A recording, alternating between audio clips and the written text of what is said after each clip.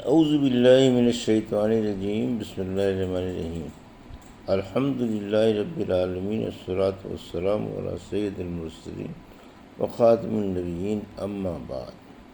صحیح بخاری، باب کتاب الوصایا، حدیث نمبر 2756، اردو ترجمہ۔ اگر وقف کرنے والا مال وقف کو اپنے قبضے میں رکھے، دوسرے کے حوالے نہ کرے تو جائز ہے۔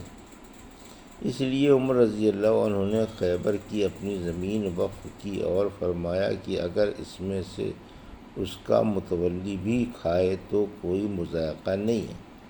یہاں آپ نے اس کی کوئی تخصیص نہیں کی تھی کہ خود آپ ہی اس کے متولی ہوں گے یا کوئی دوسرا۔ نبی کریم صلی اللہ علیہ وسلم نے ابو طلحہ رضی اللہ عنہ سے فرمایا تھا، میرا خیال ہے تم اپنی زمین باغ بیرہا صدقہ کرنا چاہتے ہو تو اپنے عزیزوں کو دے دو۔ انہوں نے عرض کیا کہ میں ایسا ہی کروں گا۔ چنانچہ انہوں نے اپنے عزیزوں اور چچا کے لڑکوں میں بانٹ دیا۔ اگر کسی نے یوں کہا کہ میرا گھر اللہ کی راہ میں صدقہ ہے، فقراء وغیرہ کے لیے صدقہ ہونے کی کوئی وضاحت نہیں کی تو وقف جائز ہوا۔ اب اس کو اختیار ہے، اسے وہ اپنے عزیزوں کو بھی دے سکتا ہے اور دوسروں کو بھی، کیونکہ صدقہ کرتے ہوئے کسی کی تخصیص نہیں کی تھی۔ جب ابو طلحہ رضی اللہ عنہ نے کہا کہ میرے اموال میں مجھے سب سے زیادہ پسندیدہ بیرہا کا باغ ہے اور وہ اللہ کے راستے میں صدقہ ہے، تو نبی کریم صلی اللہ علیہ وسلم نے اسے جائز قرار دیا تھا، حالانکہ انہوں نے کوئی تعین نہیں کی تھی کہ وہ یہ کہے وہ یہ کسے دیں گے۔ لیکن بعض لوگ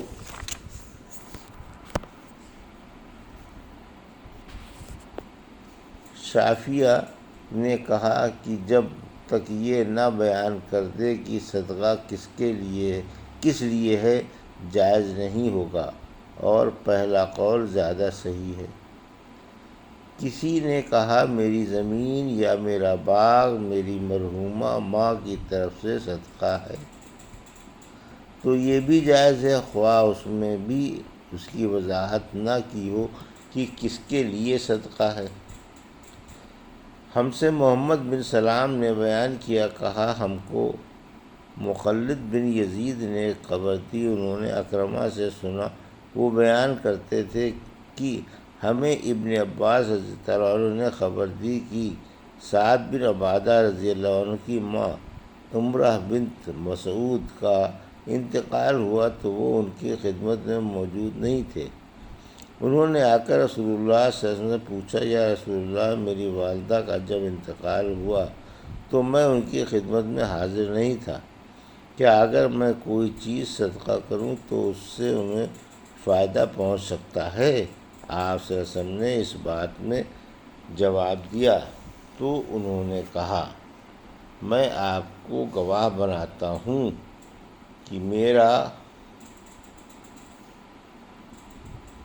مخراف نامی باغ ان کی طرف سے صدقہ ہے۔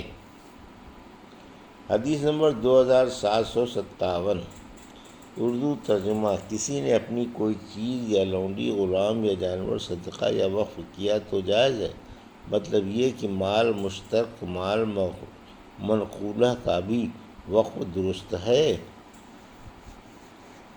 ہم سے یحییٰ بن بکیر نے بیان کیا، کہا ہم سے لیث نے بیان کیا، ان سے عقیل نے، ان سے ابن شہاب نے کہا کہ مجھے عبدالرحمن بن عبداللہ بن کعب نے خیبر دی، اور ان سے عبداللہ بن کعب نے بیان کیا کہ میں نے کعب بن مالک رضی اللہ عنہ سے سنا۔ وہ بیان کرتے تھے کہ میں نے عرض کیا، یا رسول اللہ، میری توبہ غزوہ تبوک میں نہ جانے کی قبول ہونے کا شکرانہ یہ ہے کہ میں اپنا مال اللہ اور اس کے رسول صلی اللہ علیہ وسلم کے راستے میں دے دوں۔ آپ صلی اللہ علیہ وسلم نے فرمایا، اگر اپنے مال کا ایک حصہ اپنے پاس ہی رکھو تو تمہارے حق میں یہ بہتر ہے۔ میں نے عرض کیا کہ پھر میں اپنا خیبر کا حصہ اپنے پاس محفوظ رکھتا ہوں۔ حدیث نمبر 2858 اردو ترجمہ۔ اگر صدقے کے لیے کسی کو وکیل کرے اور وکیل اس کا صدقہ پھیر دے۔ اور اسماعیل بن جعفر نے بیان کیا کہ مجھے عبدالعزیز بن عبداللہ بن ابی سلمہ نے خبر دی۔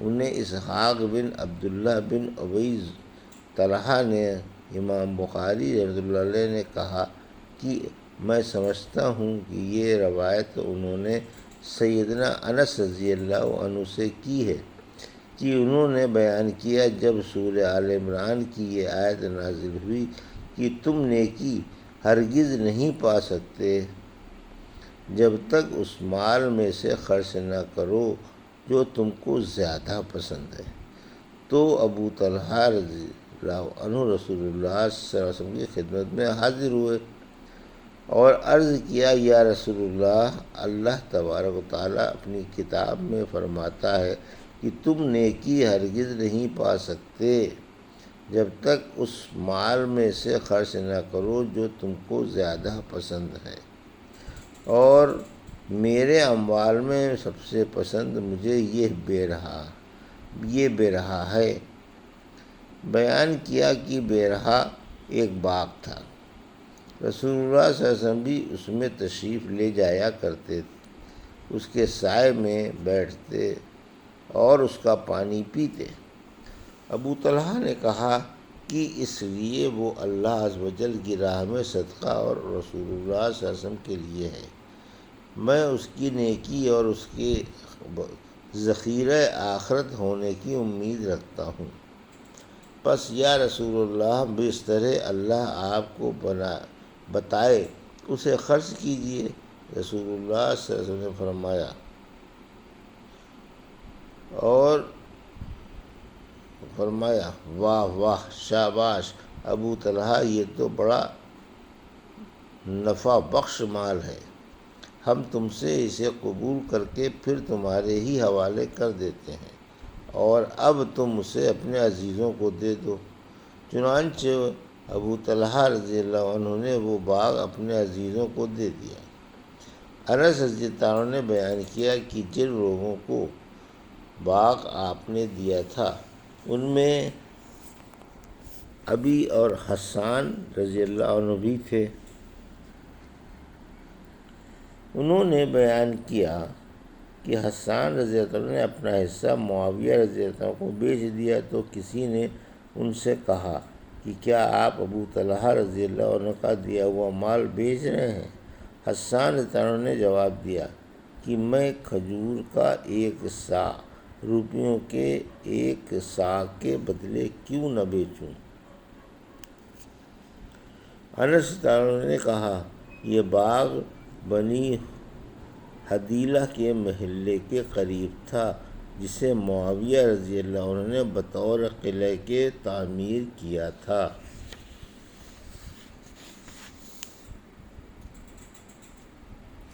حدیث نمبر 2759 اردو ترجمہ۔ سورہ نساء میں اللہ تعالیٰ کا ارشاد ہے، جب میراث کی تقسیم کے وقت رشتہ دار جو وارث نہ ہوں اور یتیم اور مسکین آ جائیں تو ان کو بھی ترکے میں سے کچھ کھلا دو، اور اگر کھلانا نہ ہو سکے تو اچھی بات کہہ کر نرمی سے ٹال دو۔